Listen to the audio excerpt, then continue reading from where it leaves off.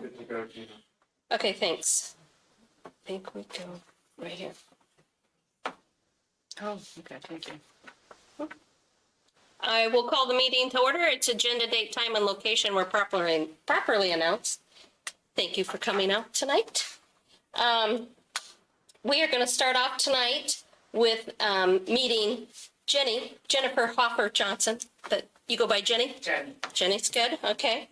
And I get yelled at for saying it wrong, so Jenny, it's just Jenny to me, so. I've never heard it that different, and now I'll be like, oh, that is odd. My kids Thanks for yell at putting me that all out the there time. now. Is it G-I or J-E? Yeah. What are you saying, Mom? I'm saying it, trust me. Yeah. So welcome. You wrote us a letter. Do you want to just tell us a little bit about yourself or why you're interested or?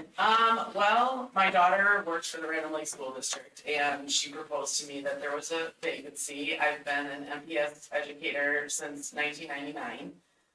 I'm due to retire in a couple of years. Fingers crossed. But we relocated to Random Lake, my husband and I, about 5 years ago. And I just love being involved in the community.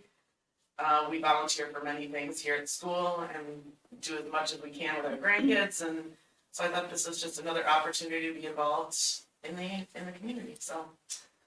And it's something that I know in school. Yeah, that's great. Nice. Um, does anybody have any questions? Should we introduce ourselves? Yeah, that'd be great. I'm Gina, you know who I am. Yep. So, and my kids.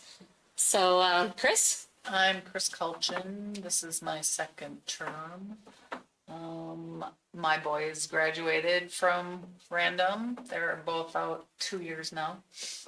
And, yeah, it's a good board. It's a good school to be a part of. I second that. I'm Amy Wilson. I have 3 kids. One has graduated, one's going to graduate this week. Fingers crossed. Well, we have the power to make that happen today. Yes, we do. And a sophomore. So I've been on the board, I don't even know, maybe 3 terms? Something like that. Yes, 3 So welcome. I'm not done. And not done.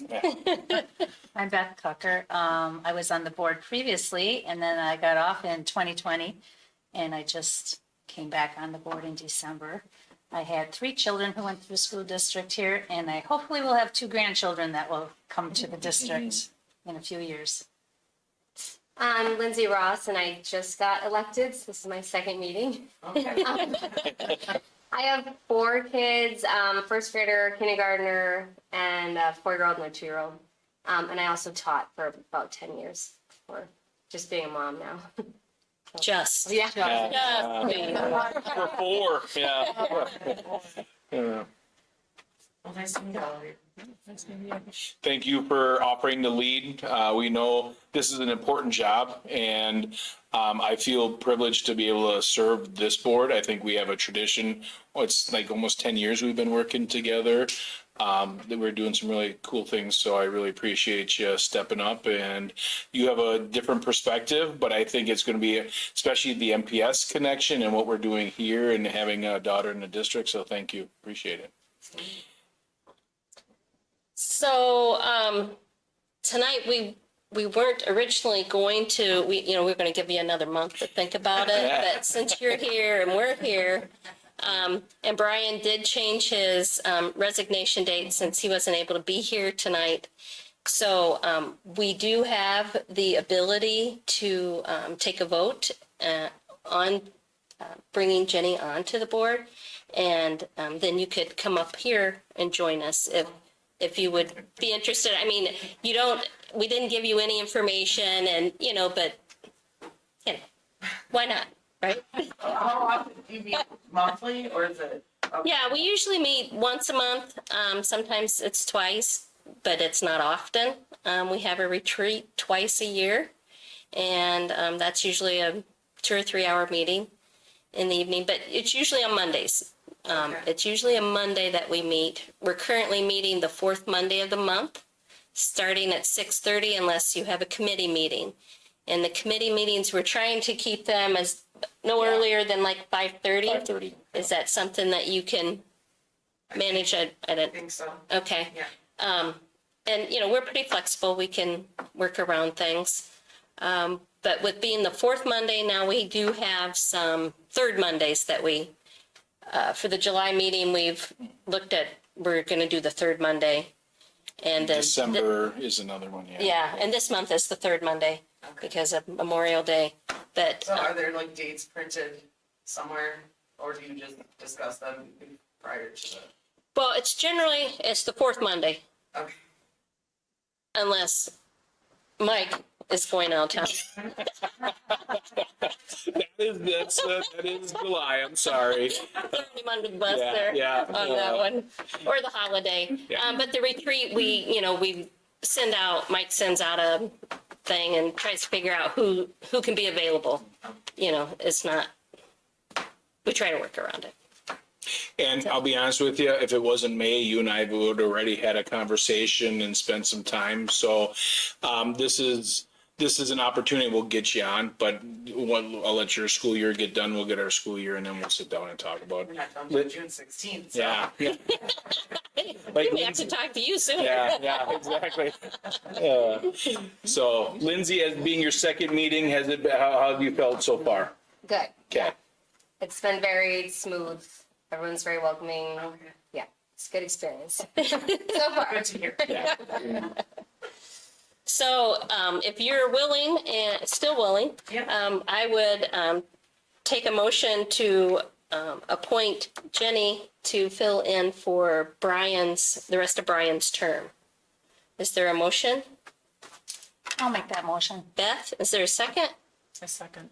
Chris, any questions or discussion? All those in favor, please say aye. Aye. Opposed? Motion carries. And now you need to take the oath of There you go. office. Come on up. Come on up here, you can take the oath of office.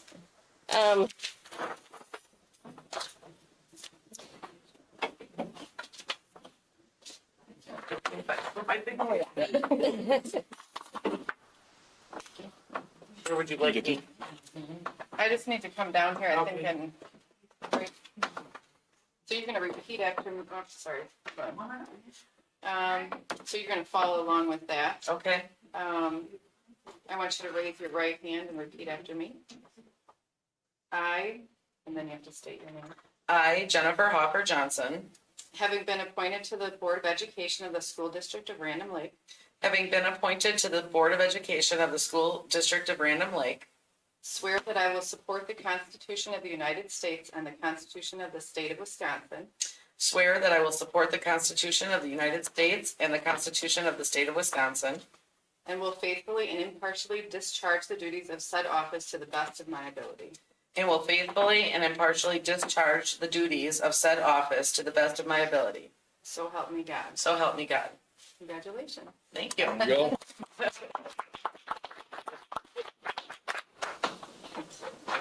Do you need me to sign this now? Yeah, I'll get you at the end. Okay. Take a seat, we'll get All going. right. And this helps us, one of the things I appreciate the flexibility with Gina being gone next month and Brian, if one other person had any kind of issue, we could have run into a quorum issue. So now we have a full board of 7 again. So thanks everybody for being flexible. Thank you for Kim, if you're watching, for giving us the flexibility to try to do this. So all's well that ends Yeah, well. she's always reading our minds. Yeah, good. exactly. Okay, approval of the minutes. There was another change, according to Kim. There was a little typo in the minutes that should have said, thank you, CRO Meyer, in the principal's report, and not that you, whatever. So the paper copies and the official minutes have already been corrected. So is there a motion to approve? I'll make a motion. Chris, is there a second? I second. Lindsay, any additional corrections, questions? And I better say, it's the minutes for April 27th, 2026 regular meeting and the May 11th, 2026 board retreat minutes that were. Any other discussion? All those in favor, please say aye. Aye. Opposed? Motion carries. And next we have the payment of the bills. Is there a motion to approve the amount of $923,143.08 for the month of April? So moved. Beth, is there a second? I'll second. Amy, any questions? I had no questions were received. Anyone have any questions today? Welcome back, Patty. All right, all those in favor, please say aye. Aye. Opposed? Motion carries. And the cash summary, No questions, really, kind of the same as all the other months, so nothing to really report there out of the ordinary. does anyone have any questions on that?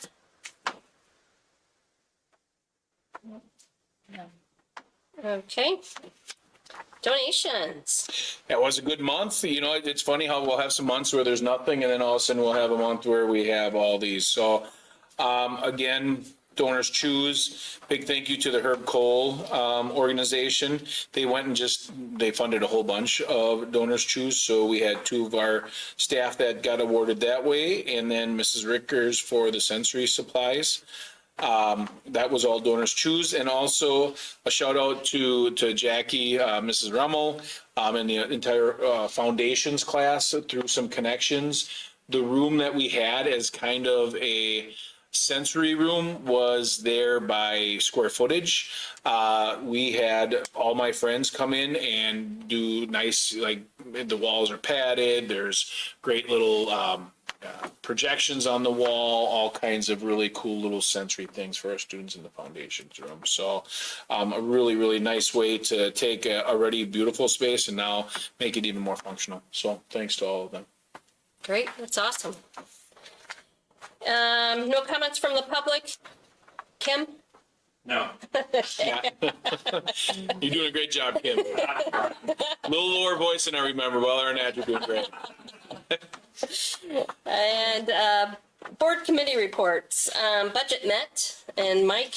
Yeah, just a quick little update so everybody knows. Running the numbers for the 25-26 budget right now. We're running a little bit of an overage, and if you haven't heard, Madison is still playing games with school funding. If you heard about the budget surplus that was supposed to be voted on, and then didn't even make it out of the first, was out of the House or Senate, whichever one. So those things, that was really to fix what they promised us in this biennium that they're not paying us. So some of those overages are running right around that same. So we'll know more by July. We report out at the annual meeting. We put money in the fund balance for the last 8 years. So the overages are nowhere close to that. And like I said, at the board retreat, we're close to 25% of our fund balance. So that's why we have it for situations like this. Sooner or later, Madison will figure out how to fund public education, but that's not right now. So we'll work that out. As we're looking at next year, I would say the overages that we're running this year, we've already implemented some changes. We did some attrition where we're not replacing some staff, and for those reasons, we will have a balanced budget presented to you at the annual meeting. So with that, if you haven't heard, insurance is a challenge pretty much everywhere right now. We're having some of our own challenges here. There will be some changes. We're looking at doing something like a near-site clinic where our staff can go, and we're working in collaboration with a few other districts to do some things that are going to help us all. So hang tight, and the daycare fees are something we talk about later. So those are the updates from the budget committee. All right, and teacher negotiations, we have some agenda items later. And building reports. All right, I'm gonna kick it off with, oops, sorry. Gotta wait for Lee. Yeah, thank you. We had a chance to connect with the creators of Unitas. They came about a week ago on Wednesday and met with the staff. If you remember, this was part of our character ed program that we were implementing with our superheroes. And Just wanted to get feedback from the staff on how things are going. Great meeting. They're very supportive. Next year, we're going to push it up to fourth grade. And it's been really exciting to see how the students are developing and just the traits that they're kind of sharing and showing each other throughout the school day. So that's been really positive. And I'm turning it over to Susan. All right. So Ag Discovery Day. So Whitney Ratke, ag teacher, took 7 Random Lake FFA members. They were a combination of middle school and high school to the 4th Ag Discovery Day for them. So this is their 4th time going. And it's an educational activity with over 1,200 elementary students from Milwaukee Public Schools, West Allis, West Milwaukee, and Wauwatosa school districts. So the students participate in hands-on learning experience for urban youth to basically educate and connect them with agriculture.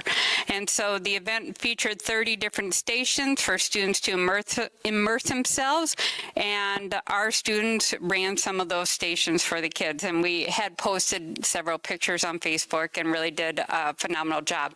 And then Sarah Mitchell, senior, was spotlighted by Fox 6 News. She was interviewed on the importance of agriculture education. So that aired, I know it aired last month. I'm trying to think. I think we got the recording. So if you want to see it, just let us know. We'll forward that.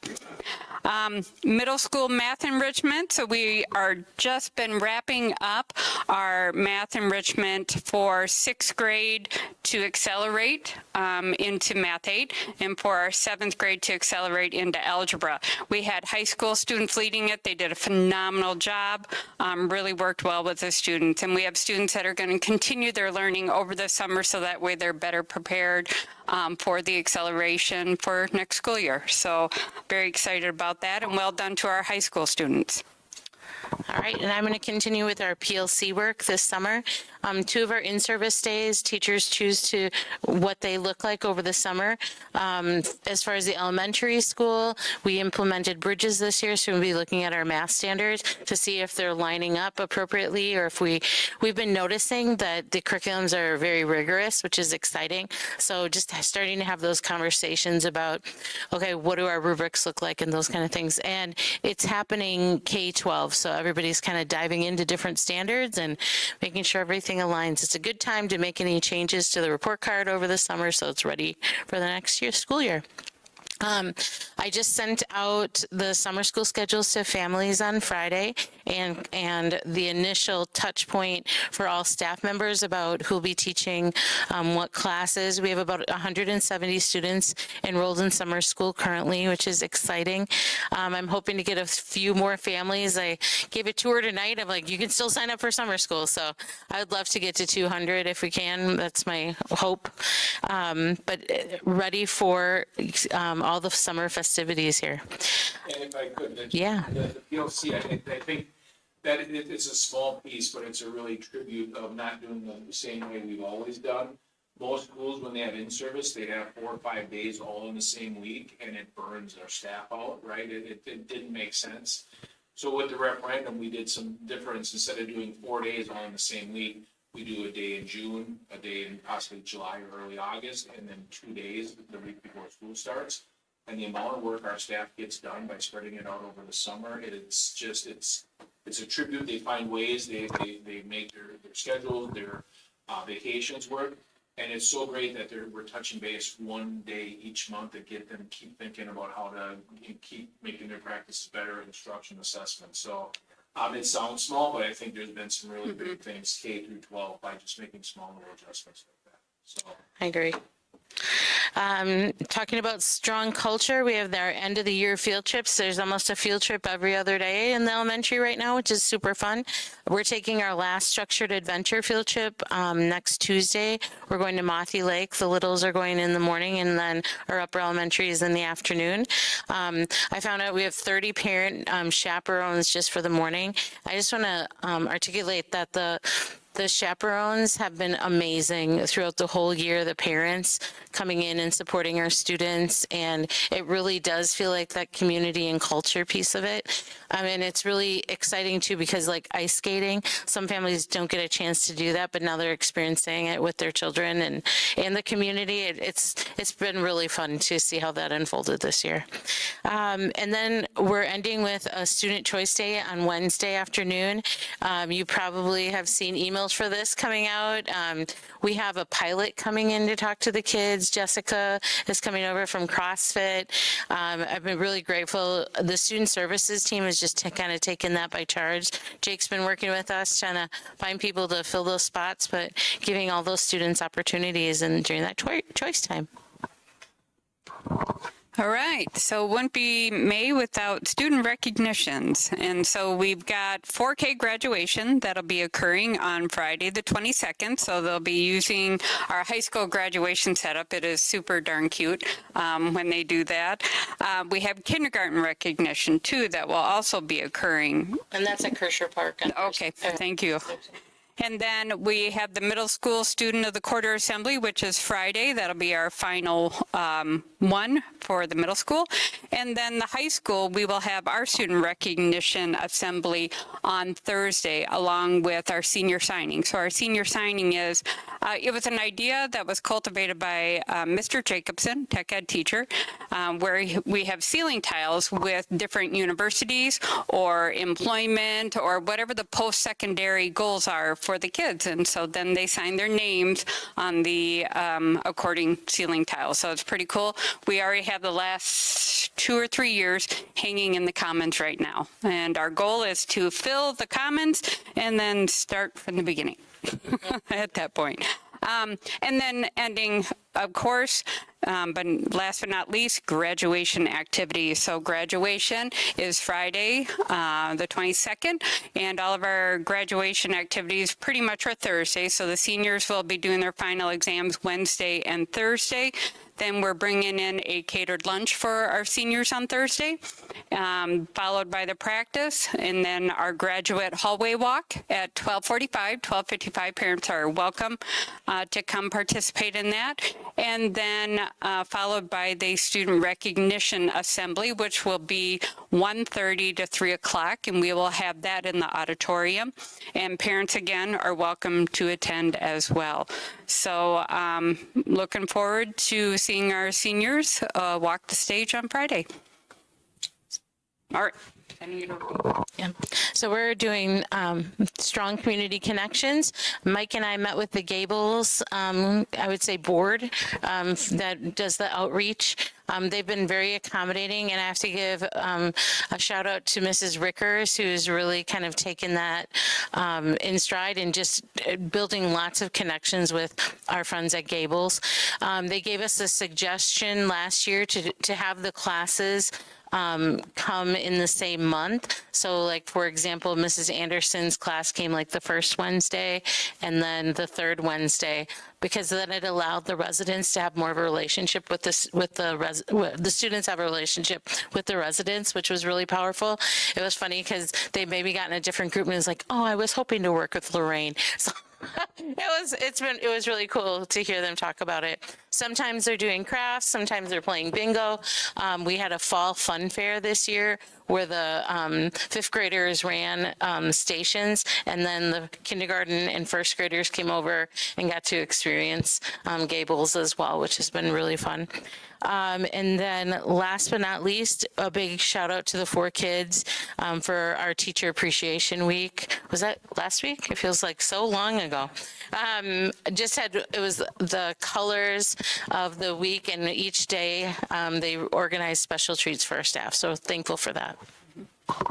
And then want to end with a presentation by Mr. Jake Frias. We want to talk a little bit about our youth apprentice projections, our numbers for next school year, as well as a recap on the fitness center and where we're going with that for the summer. Thank you very much. I'll just stay over here.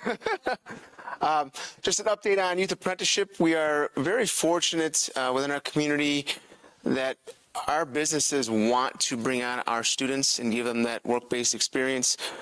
So fortunate enough that there's businesses that have reached out to us the past couple of years that have said, we want to stay local. When you have students that want to pursue this specific career pathway, you let us know and we'll hire them rather than hiring somebody from another district. They're waiting on us, which has been great from that standpoint. This year, we had 32 placements, 8 in the skilled trade, 8 in manufacturing, 5 within business, 5 within education, 3 within healthcare, 3 within agriculture, and then 1 within culinary. Next year, we're looking right around 30-ish right now as well. There's always those couple that pop up last minute. So looking right around the same numbers. Really a boost in the skilled trades. We've got a lot of businesses locally that want to hire. There's either retirements or people just want to give back to our district and our students here that walk the halls. Overall, it's been a great success. We've also used community service and work-based learning, whether it's job shadows or kids working a period during the day, just to see if there's something they want to do. We had a student's job shadow the 4K last week, and they came out just really surprised. They learned some things, and it really honed in on the fact that they want to work with the littles. So those opportunities, we don't have those in every district. We're fortunate to have those opportunities here in this district, and it's been a pleasure just to see these kids really grow and learn these skills that will be able to take the rest of their life and be successful. Any questions on why projections or? Okay. We did have a couple students lined up, and then at the last minute, Yeah. they had some things pop up. Yeah. Because it's even more fun when you get to hear from the babes, right? Well, we had Busy time for. We had 2 students the past 2 Fridays. They presented. They work for a construction company locally. They presented to 7th graders and 8th graders, and they both said, like, we didn't know what we wanted to do freshman year, and now we get to work with our hands. We're taking our core classes. We're making some good money, but also enjoying school when they're here, which is, I was like, holy cow, coming from a junior in high school, it's great to hear, you know, and just those little stories, you know, and these 7th and 8th graders are starting to see those stories, and they're looking up to these kids in the hallway when they're coming. Some of them have dirty boots and dirty hands, but it's that role model that they're looking for as well. Fitness center, it's been booming. Just looking at some numbers, I know it's a little bit of a small. So on the left side, you'll see just some data points from historical usage up until 2024. With the construction referendum last year, we didn't have a check-in system, but overall you can see from August, towards the right side, August onward through the end of April, did not include May, but we are breaking records when it comes to check-ins. Right now, we're averaging close to 313 check-ins a month. Put things in perspective, last time we were tracking, we were averaging 42 a month. So it's been crazy busy, which has been good. We've got some student workers that are helping out with the cleanliness, the equipment, the newer equipment, anything that breaks down is repaired rather quickly. That was part of the agreement with Matrix. And then even some of the older equipment that breaks down, that's been here for 10, 15 years sometimes. The Matrix company that we bought the new equipment from, they come in and they repair that as well. So it's been a great partnership with them. We did include the walkers. I know that was a discussion previously. They've got their fob system. They've got the map that they used to walk the high school hallways. And on average, we were averaging 25 walkers per month in the cold months. We still had a couple even last month on those cold April days. Now you're not starting to see as many people walk the halls. It's nicer outside. But overall, things are really popping in the fitness center. Probably had a couple more pieces of equipment come midsummer, but people are enjoying it, which has been great. And these numbers, I mean, you know, when we said we're going to do something a little different with our fitness, make it more, the entry easier, we're going to give more access and time, and this is one of the commitments we gave to our community. That's awesome, right? I mean, I appreciate Jake's leadership, his experience with working in fitness centers, but our community's really taking advantage of it, and how great that they can come in and have that kind of positive experience here on campus, because those were 400 visits that weren't happening. And indirectly, these are people that maybe haven't been in the building in 5-10 years, and they're looking at the new renovations, and it's putting them a smile on their face, which is pretty nice. Any questions? Will the fitness center be open throughout the summer? Yes. We are actually extending hours a little bit as well. That was we're finalizing almost like a summer lifting program for fourth graders through high schoolers. It'll be 3 times a week from 9 to 11. Putting the final touches on that. 3 weeks in June, 3 weeks in July. But sandwiched around that, the hours will be 5 a.m. till 10 a.m. and then 3 o'clock until 9 o'clock Monday through Friday, and then Saturdays 6 a.m. until 10 a.m. Believe it or not, we get some people coming in Saturdays early and getting the workout in. So we have access to staff or to community members. They get a file, we do a background check, make sure, right? They do all those things. Have we had any issues with any of that non-supervised? Zero, but I'm going to knock on a bunch of wood here. Zero issues. And when they sign up, I get flagged on Infinite Campus. I go through, I send them an email letting them know that we'll get their fob in about 48 hours, and they pick it up in the district office. There's a lot of touch points along the way to make sure that they're getting everything they need to make sure that their experience in the fitness center is a great experience. And I'm not aware of any other district that does that, right? That has that. And we're giving them access, but we can take it away just as quickly, and everybody's been respectful, and it's been a really, really great synergy around this. We'll be seeing a lot more college kids. I've already gotten 5 college kid comebacks wanting to get in the fitness center. So. All right, anything else on that? And, I mean, this is your show, so Oh. you're next on the list. When we get them here, we make sure Yeah. we get them for everything they need, so that way he doesn't have to keep trickling back. Do you want to talk to us about the PI 26 plan? Yes, so this is something that is required every year by the state. It just gives an overall update on what we're doing from an academic and career planning standpoint. It goes through labor market stats, family engagement, and then the ACP curriculum that we go through each building for that matter, elementary, middle, and high school. We have done a lot of collaborating in our pupil services pod between Mrs. Kosowski, Mrs. Rogers, and Mrs. Rickers.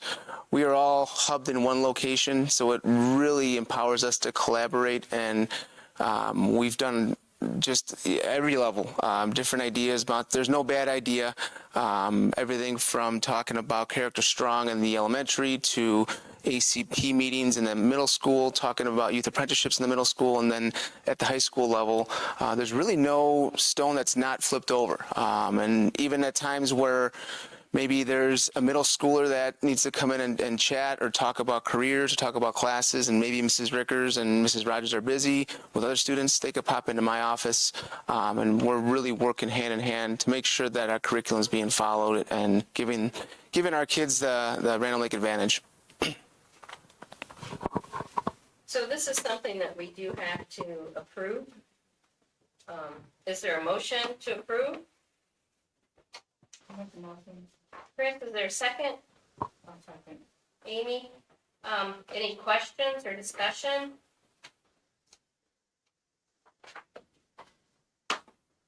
Is there anything new on here, new or different? Nothing new. Fine tuning a couple things here and there with our presentation to students and families, but nothing new that's earth shattering per se. Okay. Last year, or I mean, this year, and it seemed like you had quite a few students leaving for their youth apprenticeships and things like that. And then you had talked about making some changes for this coming year, so that there would be more culture and time for the students to be together. What have you figured out for that? We've put together some guidelines moving into next year to empower that culture building, specific periods where they can and can't be gone. Every situation is different. Obviously, businesses are open different times, but we have put together some guidelines to really empower that culture building and keep students on campus, even with a youth apprenticeship. Yeah, I'm sure that's hard because some go in the morning and some go, work in the afternoon, and I mean, so are you thinking like lunchtime or like, middle of the day or? We're definitely thinking the middle of the day. Yes. So from like 11 to 1 o'clock, because that's when we do Bramway, we have lunch, we have WIN, and so that's when the kids are together. Yeah. And then we also had taken a look at the schedule, because then we were realizing we needed certain classes in the morning, we needed certain classes in the afternoon, so especially for our seniors who need that last credit of English. Well, if some are working in the morning and the classes in the morning, it's not available in the afternoon, so we're being very strategic that we have one in the morning and one in the afternoon, so that way they can access it no matter where that falls. But definitely being tighter on these periods in the morning, these periods in the afternoon, and that they're here for that time together. Was there something with the employers on special days to make sure kids can get here too? Yeah, and that's been, I mean, with Jake communicating with the employers, letting them know in advance as much as we can. Like, we know that Q4, we shift now with Ramway to the end of the day, especially on Tuesday and Thursday for our early release. So we're communicating much more in advance with our employers and the students as well. Especially this time of year, I'm connecting with businesses already for next year placements, because these kids can start June 1, and some of them are pretty excited to start June 1, as are the employers. But letting them know from the get-go, like, Johnny can work these hours, or they're available this afternoon. They need this day here to be on campus, because they need a strategic plan for the next 3 or 4 quarters of their business as well. So keeping them ahead of the game. And we're also really tying even any work experience, it needs to be tied to a career pathway. That we want kids to be focused on where they're going in their future. So any community service experience, work-based experience, youth apprenticeship, it's all career pathway aligned as well. And also putting in some guidelines for the students that you're a student first. Right. And then the youth apprenticeship or the work comes second. So just with that whole mentality that student first, that here's where we want you, here's where you belong. And the focus is on that. Easy once they see the dollar sign. I know, yeah, it's like, don't worry, you're gonna have 50 years in front of you. But that's a lot for you guys to manage, I'm sure. Like working around the work schedules and then working around all these classes. And I mean, I just really appreciate it. So. Thank you. It's a little bit of a jigsaw puzzle times, but we get through it. And but it's been to Mrs. McDonald's point, making sure that they're students first. They are treated just like a student athlete. Grade checks and behavior checks, everything. And they know that going in. They know when the grade checks are. So there's not this last minute, let's rush and get work in to pass the class so I can go to do my youth apprenticeship. They know well in advance that the expectation is there, and if anything, they're held to a higher standard, knowing that they're representing our school district out in the community as well. And I would add, we've gone from 3 to 33 in 4 years. Right? And that kind of growth, sometimes you have to put some systems in place. You don't even know what you're missing until you are.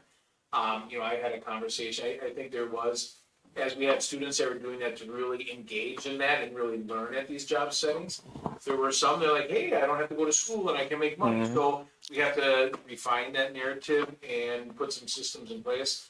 When you guys went to having grade check, the same, like if you're not passing all your classes, you can't be in a youth apprentice, just like a sport.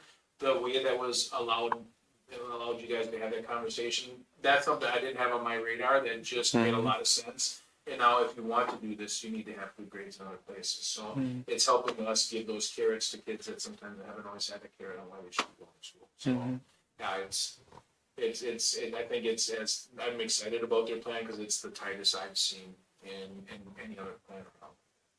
Yeah, and I'm really hopeful too for, the future classes that they just keep that culture and that camaraderie, because otherwise they don't see each other a lot, right? So, I mean, but great opportunities they have with these, youth apprenticeships and all the other things. Yeah, it's a balancing act for sure. All right, do we have any other questions or discussion? All those in favor, please say aye. Aye. Opposed? Motion carries. Up there? Well, probably never here. After Keel, it'll come to Sarah. Yeah, let me do the, I'll take it. Okay. Put it there, then we'll You're get. gonna introduce us to the Keel. Yes. Okay. So this will be real quick. We've had a relationship with Keel for 4 or 5 years right now. Yeah, how long have we been doing the virtual thing? 3, 4. We don't use it very often. Sometimes we have students with medical issues, with other issues. The nice thing with this is they can attend the virtual school. They are still our students, and then we just pay them a per diem to use this. So it's a really great, it's been, Susan, do we have one student use it for a little bit this year, the We virtual? had one, she's going through her cancer treatment, and we've got 2 using it now. So it's really been a nice way for us to have that flexibility, help families where they're at. We don't have a virtual option per se, like you can't come here and go virtually. But if you have reasons that need to, you can still be our student and continue to learn. And that's been a really, really nice opportunity. So we just have to have it approved by the board every year. So is there a motion to approve continuing this relationship with Keel? Make a motion. Lindsay, is there a second? I'll second. Beth, any questions or discussion? All those in favor, please say aye. Aye. Opposed? Motion carries. And now we get to hear from Sarah. It's presentation and farewell. So it's like our last song and dance. It is. Give me that mic. You get me. I'm Brian's other half. All right. I don't know where to stand for this, but I have a little PowerPoint. If you have any questions, I'm going to go through a lot of stuff. So I'm the school nurse in charge of health services. Most people have no idea what a school nurse does, which is probably a good thing because we just kind of operate like in the shadows. That's hopefully where we are. So just a little background about me. I've been a nurse for like 35 years or so. My first half of my career, I worked inpatient healthcare kind of all around the country while Brian was in the Army. And then for the last 17 years, I've been doing school nursing in 3 different school districts. And I've been here for 9 years. And in 2 weeks, I'm done. No, 2 weeks, I'm kind of done. Sort of, kind of. I am. So, all right, next one. All right, so I'm going to go through some of the things that are part of health services and what school nurses do. The first one, just informational, our safety supplies. We've got 3 AEDs throughout the building. One's in the fitness center. Our trainer also has an additional one, which is our 4th one, but the trainer takes that one to all the sports activities. And then the pads and batteries are kind of an ongoing expense that I have to keep track of. And we do need to look at updating our AED soon. We also have first aid kits now throughout the building. There's also one now in the fitness center. But we have 4 others that are wall mounted throughout the district. We're looking at adding probably 1 more. And then we also have one up at Ramscare. We have Stop the Bleed wall kits. So several years ago, there was kind of a push nationally to have these Stop the Bleed kits and training throughout schools. So we've got 2 large wall boxes, 2 different parts of the building. Within each one of those are 8 individual Stop the Bleed kits that have gauze and gloves and tourniquets and that sort of thing. And then we also have one down in our new middle school STEM lab area and one up in the high school by the science wing. And then we also stock epinephrine for people with severe allergies that have anaphylaxis. And then we also have naloxone, which is Narcan.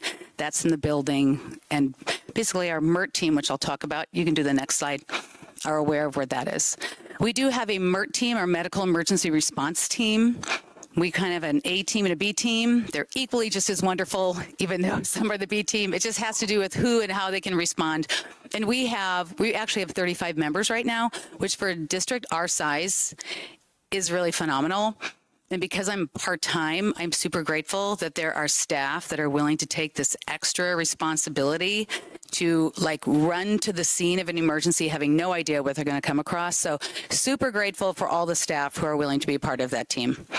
We do annual drills for our MERT team. We coordinate with the Random Lake EMS, which we had a really great drill this fall. And then Orange Cross paramedics, they also showed up, which was great. And I think we've had 4 911 calls this year. I think 2 are transported. That's not too bad. That's not too bad. I think there were 4. I was just trying to remember. Next slide. We have a little recognition. So there's a program called Project Adam, Heart Safe, and it actually originates out of Children's Hospital in Milwaukee, but it's a nationwide program.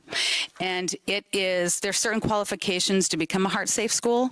So we have met all of those qualifications. It has to do with the number of AEDs, accessibility, the signage, the AED monthly monitoring maintenance, which is something I do, and then doing annual staff CPR and AED training, which is also what I do, and then having an annual drill. So we have a new little banner. It's good for 3 years, our recognition.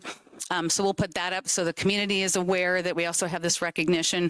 But it's just a huge kudos to the staff. It's the staff who are willing to be on our MERT team and be trained and take over that if I'm not around. Next slide. Immunizations. This is just information-wise. So there's a state statute that every student who attends a public school has to have certain immunizations at certain times, the immunization or a waiver. So we have to do that it's very time consuming in the fall. So every year we have to go through this with our new batch of students who are getting older and older. The state statute, there's another 64 pages that we have to go through and all these little weird exceptions and other things. It's very, very time consuming, but we assist the state in carrying out this program annually to state statute, so we have to do it. Next slide. So we have deadlines that are on the 15th school day, the 20th, 25th, 30th, 40th, and 90th school day every year. We have to gather and enter all the data into Infinite Campus. We send letters, we email, we call, and then we have to submit a bunch of reports that go to the county and they forward to the state. And it's very, very time consuming. Our health services staff, we spend a lot of time at the beginning of the school year making sure that we are following all of that and that our kids are either vaccinated or have the waivers. And just a little highlight. The goal, of course, is 100% compliance, which I think any school that says they're 100% compliant is lying. But the goal is 99% compliance, which means 6 kids. If we have 7 kids that are not compliant, we are out. But the way the law is stated, if we have less than 99% compliance, that like last year, then this year, on the 30th day of school, we are supposed to, by law, exclude students between 5K and 5th grade who are not compliant on the 30th day of school. It's very complicated. That's very complicated law. But I have to say, we do not ever want our administrators to be in a position to have to exclude children, to choose to either exclude children or not follow a law. So we work really, really hard to make sure that we are always at least 99% compliant with the vaccines or the waivers so that we never have to face that part of the law. So big kudos to Aurelie Parkinson, who also helps with that program. It's very time consuming. Next slide.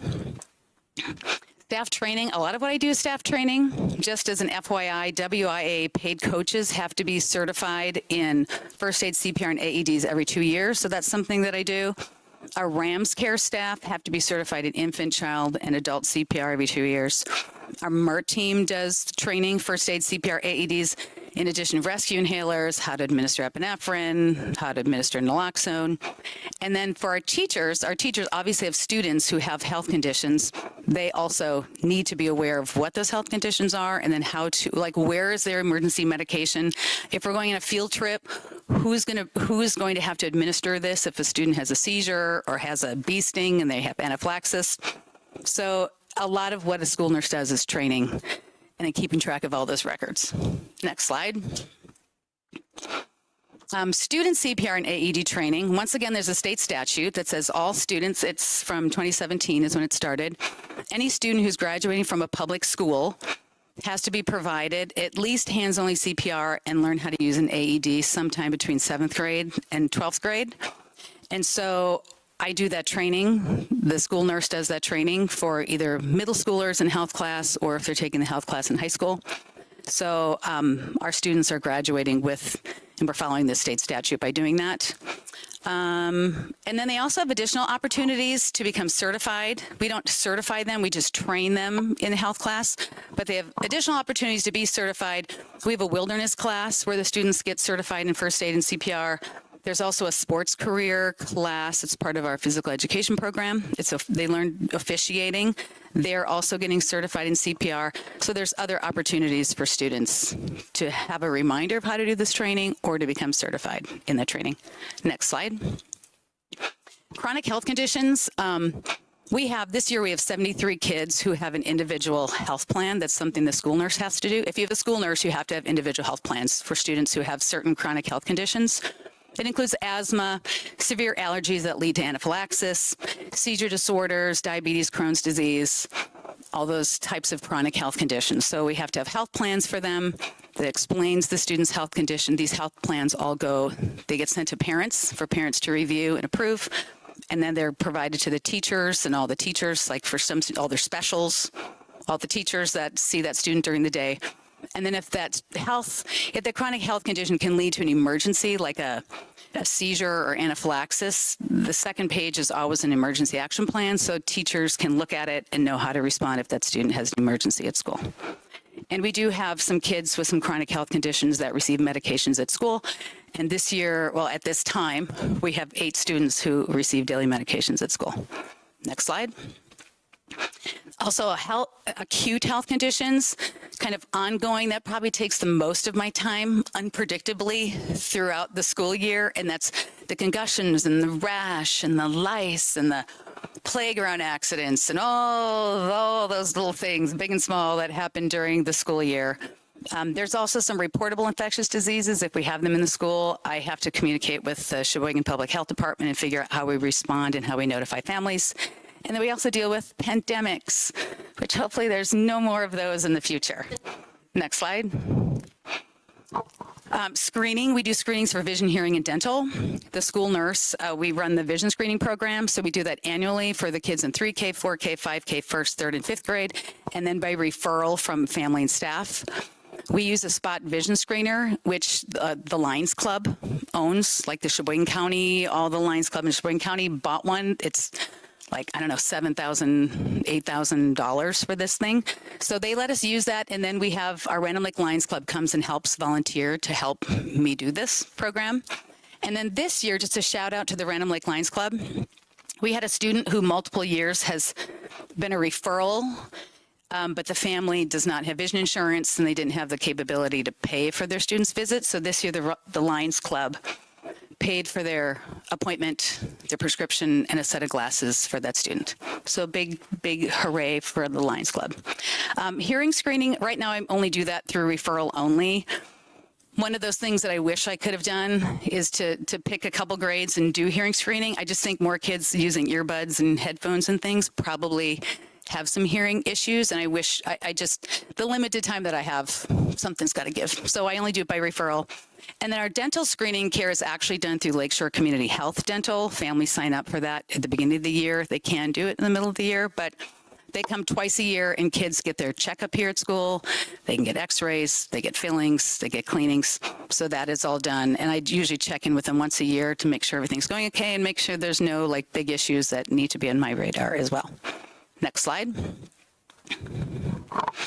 And then instruction, human growth and development for 4th and 5th graders. Those are the puberty talks. Yay. But I enjoy those only because it's a great touch point for the school nurse to have the kids know who the school nurse is and I'm here for you. I'm a resource. If you have any questions, come and talk to me. And then it's just kind of entertaining too. It just is. It's just to see their reactions. It's fun. Some kids are traumatized. I once had a little boy say, "Mrs. Dowd, you just ruined my childhood." It's my job. And then this year I went and talked in the nutrition class at the high school. And then I do lots of individual talking with students when they come in or if something comes up, talking about vaping or substance use, mental health things, sexual health. When they come to me, they're coming to healthcare. So most of what our conversations are confidential. And normally I'm steering them to parents for any of these serious things that they might have to talk about. I wish I had more time to do that sorts of things, but I don't. There's so much more that I could do in that, but it's just limited time and resources. Next slide. The health room. This is what everybody thinks the school nurse does. I don't even know about all the other stuff. So the health room, we do have 2 health room aides or coordinators. This year we had 4 people helping in the health room. And so communications is really important. I make sure that we're following our state statutes, we're following our policy, their policy matches what we're doing. I put in the processes, the protocols, the procedures, all those things are that the school nurse puts into practice, puts into place so that we can all be working on the same page. And then this year we had, as of last week, we had a total of 5,404 visits that we've recorded in the health room. Last year we were over 6,000. But there's a lot of kids who come in and we're so busy, we're like, just wash that and put a Band-Aid on it, and we kick them out. So we have more than that. That's just how many we're able to catch the kid's name and record. That averages 33 plus visits a day in the health room. Next slide. So that, I have to say for that, I think of, that's 5,000 plus. A lot of schools, their secretaries do that. So that's 5,500 less interruptions a year for our secretarial staff. That's often how I look at that. But our goal is to keep students healthy, safe, able to learn and participate, to help them to be successful during the day. We try to keep them to school when we can. Otherwise, we send them home, or we might send them to urgent care or the ER if they have to. But our goal is to keep them so they can participate and be successful that day. We do stock some non-prescription medications. I have to get that approved every year by a medical director. We stock acetaminophen, ibuprofen, diphenhydramine, cetirizine, Tums, cough drops, and antibiotic ointment. I need doctor's orders for that. We get that every year. And those things are available. Parents do have to sign consent for that. And some need to be notified, so we do all of that. We also are stocked with crutches and wheelchairs and all those supplies. We've got some great wheelchairs now. When I came, the wheelchairs were a danger to people. So there are weird screws and tears. And so I have to say our new space, I think, is fabulous.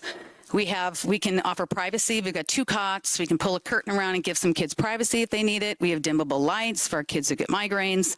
We've got a big spacious bathroom with a shower, which we've had to use already. There's a reverse air fan so that all those germs get sucked out into the atmosphere, into the community, instead of staying in the health room. We're in a great location. We're right by the main office. We're by counseling. We're right by the lunchroom. We're in a really great spot. So we're really grateful for that with the referendum. So any questions?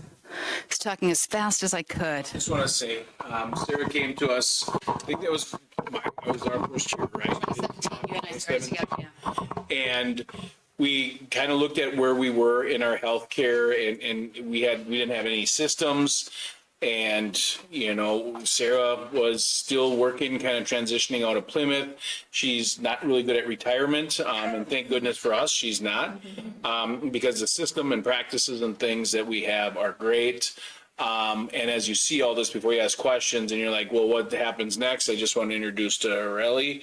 Aurelie, now this is your 2nd year, right? 3rd year. So we've been transitioning to make sure that we have a very smooth practice.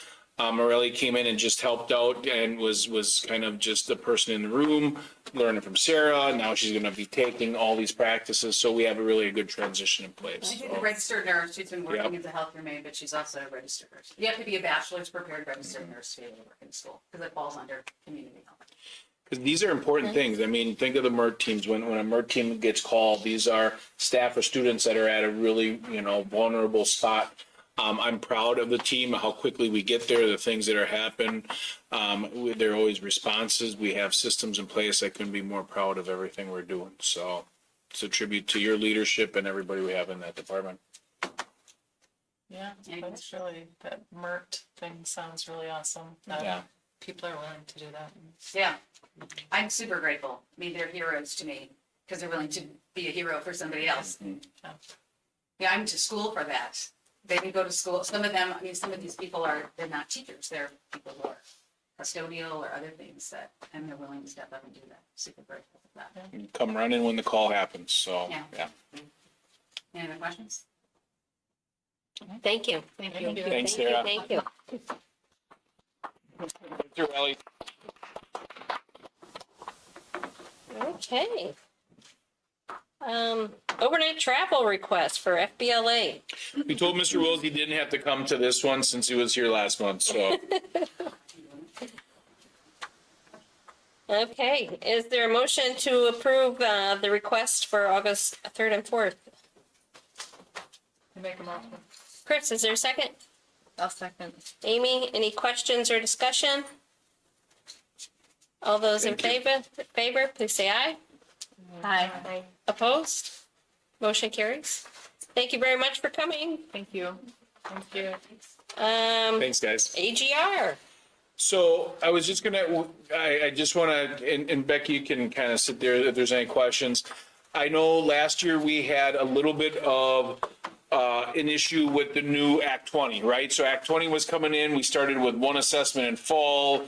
The Act 20 legislation came in winter and we really kind of had a mess. And I just want to give a shout out to Jamie and Becky for now using the practices that we have in place into something that I think is much more readable, something that really makes a lot more sense. You know, I think I was going to see if there's any questions on the report. I don't know, Becky, is there anything you want to talk about before there's any questions? I just want to, like Mike said, shout out to Jamie and the literacy team. The teachers are really working hard to make sure our students are reading, and Act 20 for math isn't there, but we've already embraced, like, this needs to be for both of those 4 subjects. I can tell you that even in 4K, all of our students are coming into kindergarten. They know their letter name, letter sound. Some of them are counting up to 50 already. They're writing the numbers. It's just like, it has been such a movement. Mike often talks about the flywheel of systems getting in place. This I just have to get out of the way now because it's a really finely tuned machine and they're doing such a great job. So you can see as it decreases, that 20, I want to say it's like 24, I don't know, it's too far away. But that's the percentage of students that are below that 25th percentile. And so we're going to keep just tweaking that each year. And it's really fascinating to just see those percentage of students decrease as we're going through our years and learning how to read. So, And I'd say with our dashboards and all the things that are going, this isn't data that just is static one time a year. We can get this data live as we're doing assessments multiple times as different things are happening. So I think we're in a much better place, but I want to see if there's any questions on any of this.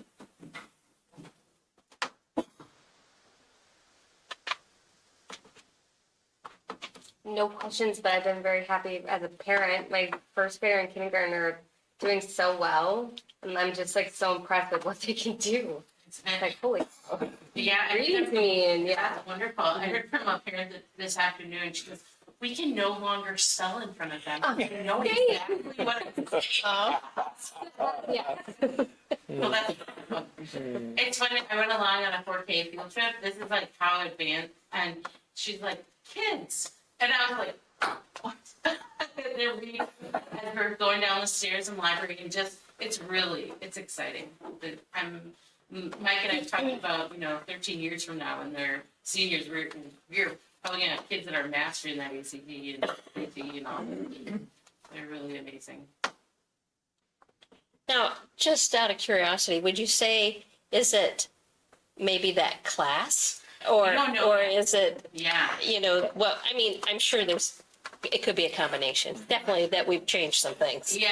But, Yes. We're because curious. sometimes you have a class that, Yeah. so, It does coincide to a time where we really doubled down on research-based practices in 4K. So is it nature or nurture? I would say it's both, right? Okay. So we've talked about what does this look like as we go forward, but we're seeing it in other grades too. But the thing that's exciting is, were we waiting too long? Like, is 4K are just a bunch of sponges, and if we put that right water in front of them, are they just going to soak it up? Because we're going to have students that are now pushing kindergarten, what those benchmarks and what those proficiencies look like because they're coming in so high. So those are great things, and I think it's a tribute to what we're doing across the district, really using data to make decisions about kids. yeah, it's very fun and interesting. Do they have individual plans in K4? Like They the don't reading have plans? no reading plan in K. Okay, so that starts in K5. Correct. Okay. Yeah. Currently now, I would say if I had to estimate the percentage of students that would probably have a plan, it'd be only 2 out of the entire, maybe about 35. I have a very smart K4 class this year as well. Isn't that fun? It's 4 reading, Okay. so that's not Yeah. her. I mean, so maybe it is something with that. Yeah. that group. I don't know. I know Stacey and I have been talking to like probably our 4K because they're so advanced. We're gonna start on unit 3 of our next curriculum because they're ready for it. And so that's been really exciting. That's great. Okay, any more on that? All right. AGR, check. That takes us to the graduates. Who's got anything to say about that? How many do we have? I think it's 52. Okay. Well, is there a motion to approve the 2026 graduates, Amy? I will make a motion. Is there- Make sure you go home and you say that too, right? You know what? You wouldn't graduate without mom. Yeah, yeah. Is there a second? I'll second. Beth, any questions or discussion? All those in favor, please say aye. Aye. Opposed? Motion carries.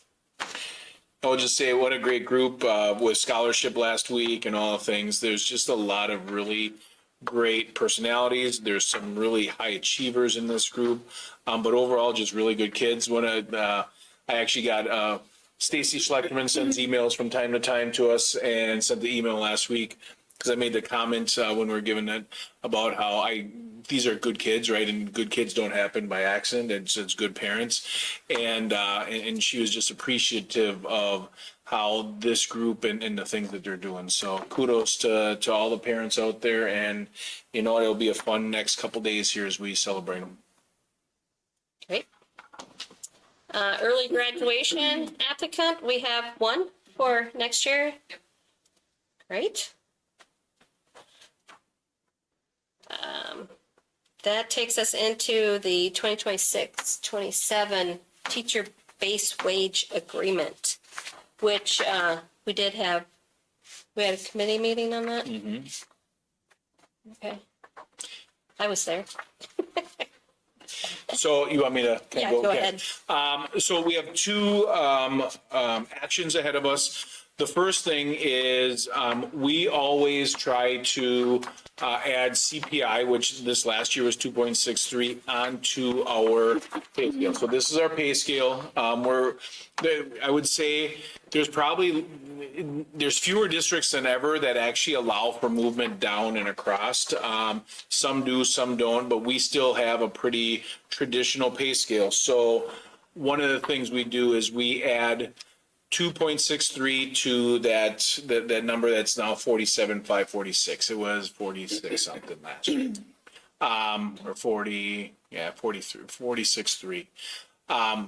So that 2.63 is added on there, which is 1,218, and that's the first action we take is putting it on base. And then the next action is taking that 1,218 and putting that in each cell from A to L and from B all over to M plus 18.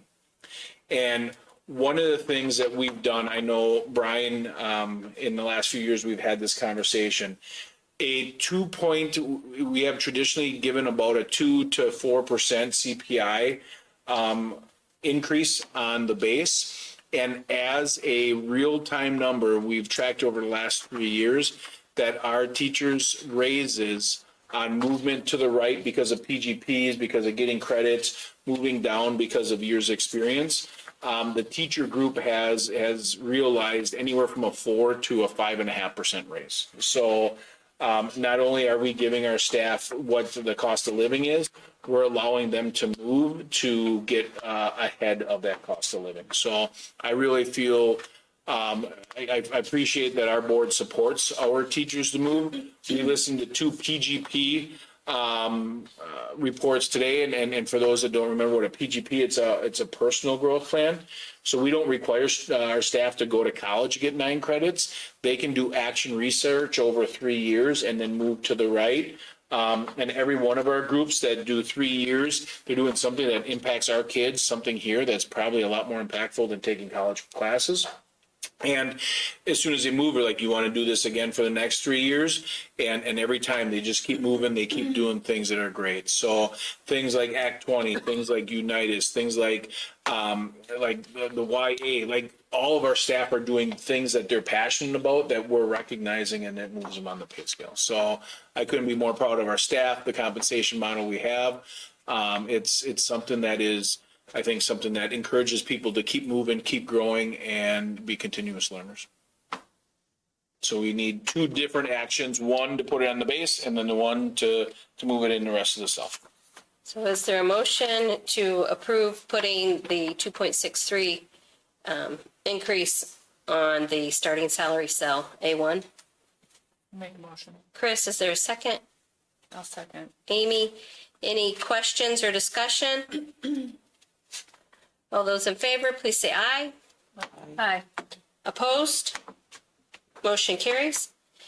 And then the next is actually putting the 1218 in each cell. Is there a motion to approve that?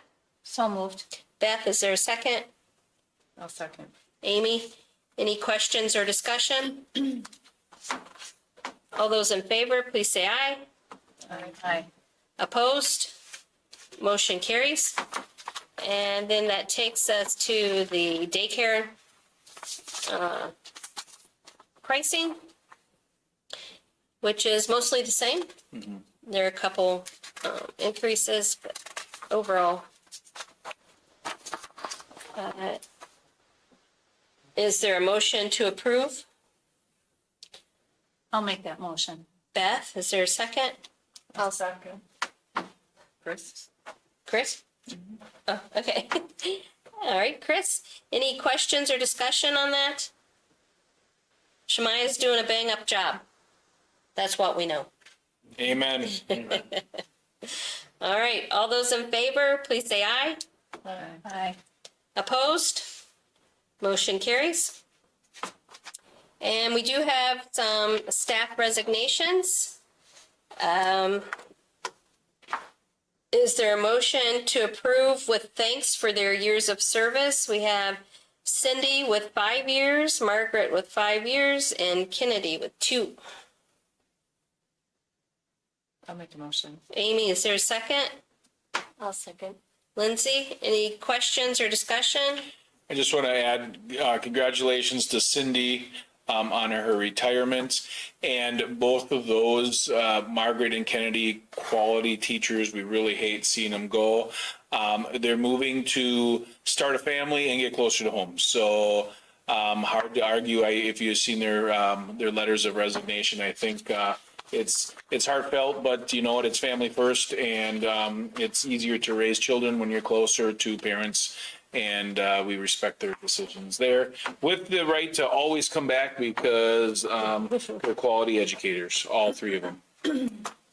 Okay, all those in favor, please say aye. Aye. Opposed? Motion carries.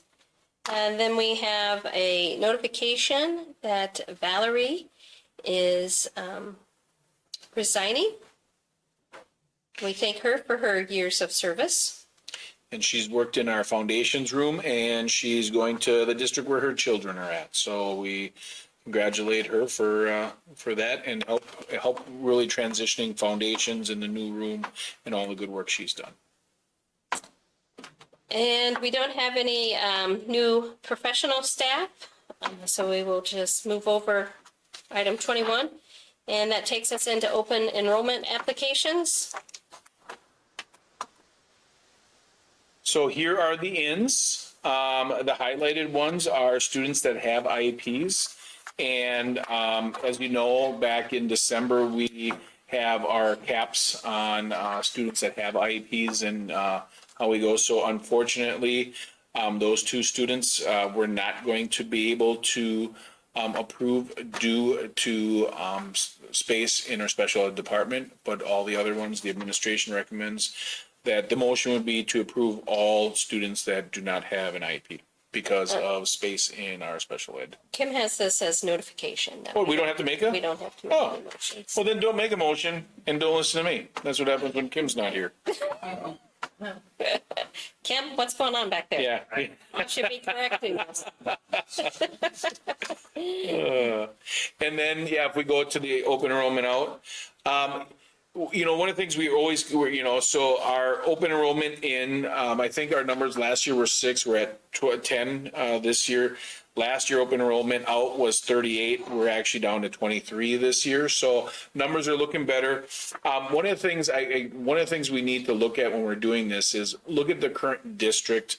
And as you look at current districts, we actually have 3 of our students right now that are possibly exploring moving out. So those numbers are much lower than we've had in the past. And really the one place that Becky and I have had a conversation on is reaching out to those 4K families and letting them know, hey, we have one of the best 4K programs around. Look at the data, and sharing. But we're finding in a lot of our conversations, it's where parents work. It's where it's more convenient for them. But those are kind of some of the things that we're working with. So, and the other thing, of the 23 applications, 1, 2, 3, 4, 5 of them are actually applications that are, like if you look at the Northern Ozaki to Northern Ozaki, those are people putting in applications that didn't even need to put an application in because you don't have to resubmit if you're in the same district. So if you had to look at those numbers, we're actually down at 17 open enrollment out. So better. I think this is a climate that we're going to continue to watch. And if we can drop these by pretty big percentages this year, the hope is to drop them again for percentages next year. Okay. Any questions? Takes us to informational items. It's getting late, so I'm going to go through this pretty quick.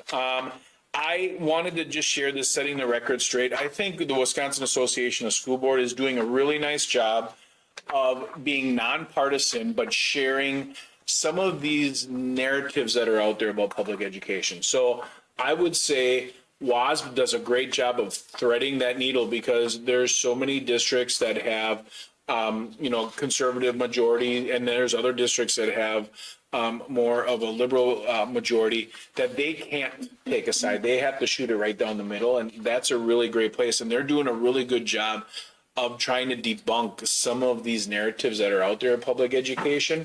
And what I want to do is when I find something that's a good resource, I want to share it with you guys to read, ask questions, and go from there. Like pupil transportation.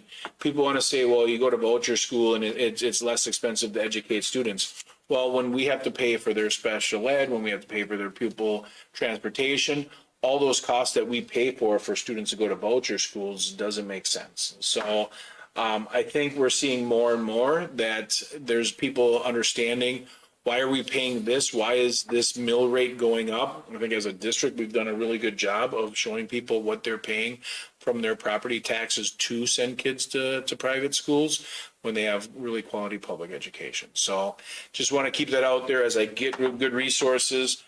Please read it because I know you guys are in those conversations on a regular basis. And hey, why did our property taxes go up? Well, property taxes went up because Madison decided to take the Governor Evers 100-year veto and say, okay, we've funded schools every year for the last 100 years, but because of Evers' veto, we're not going to put any money out there, so people's property taxes go up.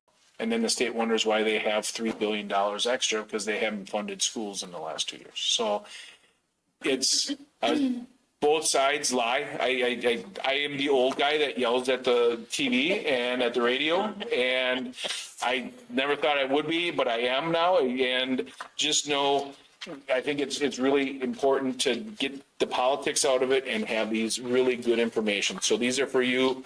Anytime anybody wants to sit down and have a cup of coffee and talk more about them, I'm always open, especially June, July, and August. That's a great time to have these conversations. You're booked up for May? Yeah, May's getting a little crazy, but after that, I'm way open. Madison, what a circus, right? So we thought we were going to get the surplus. We thought maybe there was going to be a bipartisan approach. Everybody came to it, and then the infighting within the own parties ended up blowing it up anyways. So we have all kinds of acts. There's Act 89. There's like 5 or 6 different things that Madison tells us we have to do. We needed to have a birthday party for America for the 250th birthday, which we did with our Marine rock band. We have things about mandatory report. Just know, like, the culture of politics right now just seems to be focusing on public education. I think there's 4 or 5 that you're going to see in the policies that we've done. Thank goodness for Neola, because I don't know how I'd keep up with them if it wasn't for them making sure that we're doing those things. The last one, July meeting. Jenny, we're going to do our July meeting is going to be the 3rd. So everybody, just to make sure we have, I told, so our June board meeting is June 22nd, which is the 4th. But as Gina so eloquently pointed out earlier in the meeting, our July meeting will be the 20th. Because I have a family trip. So it's all on me. But I thank your flexibility. That Nora was eloquent. You were. Thank It was. It made me smile. And do you have the video for the? And you've already seen this video, but we have. Let's do the screen time one because they haven't seen that one. So Chris Adix is starting to create a presence on TikTok around the things we're doing with the lamb to ram, showing our lambs and doing stuff. And we had talked a little bit at the board retreat about how we want to look at screen time a little bit different. So I asked Chris to create a video, and this is what he came up with the screen time. So this generation has access to more screens than any generation in history. A screen can only show you life. It can't actually replace living. Some lessons don't happen behind a computer. They happen outside. One throw at a time. Some people scroll past experiences. Others build them.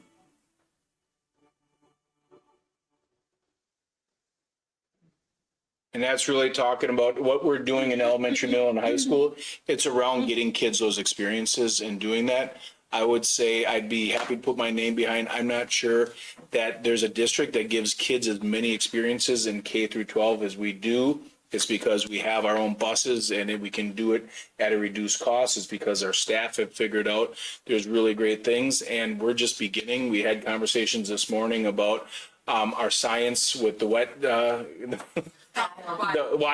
wild science projects. That is Natalie Weeks and her experiences, and just know these are the type of things. I think there's going to be a revolution against technology in the next 5 years, and we're going to be ahead of it. So thanks for your leadership, and watch for those videos. And when we actually have a presence on Instagram and TikTok, I'm going to share it out so we can all watch these videos as they come out. But there'll be 1 or 2 videos a week around really cool things that are happening on a regular basis. Because we've been talking about this, but I want people to actually see it. And this is how they're going to see it. So. Cool. Any questions? Is there a motion to adjourn? Chris, is there a second? I'll second. Beth? All those in favor, please say aye. Aye. Opposed? Motion carries. Thank you very much. Thank you, Jenny. Jenny, this is the longest board meeting we've had in quite some